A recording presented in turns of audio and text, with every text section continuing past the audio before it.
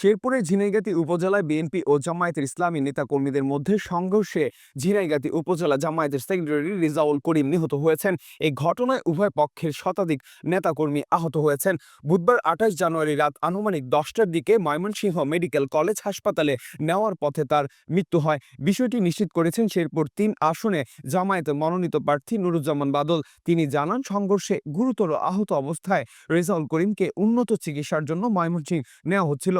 পথেই তার মৃত্যু হয়।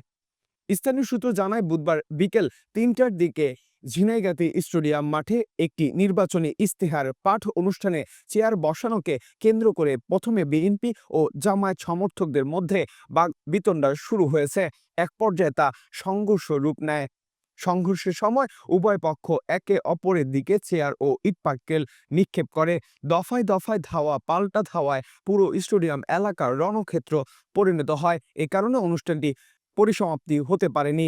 সন্ধ্যার পর আবারও বিএনপি ও জামায়াতের নেতা কর্মীরা মুখোমুখি অবস্থানে গেলে সেনাবাহিনী ও আইন শৃঙ্খলা বাহিনীর সদস্যরা পরিস্থিতি নিয়ন্ত্রণের চেষ্টা করেন, তবে পরিস্থিতি পুনরায় সংঘর্ষে রূপ নেয়। এ ঘটনায় উভয় পক্ষের শতাধিক নেতাকর্মী আহত হন।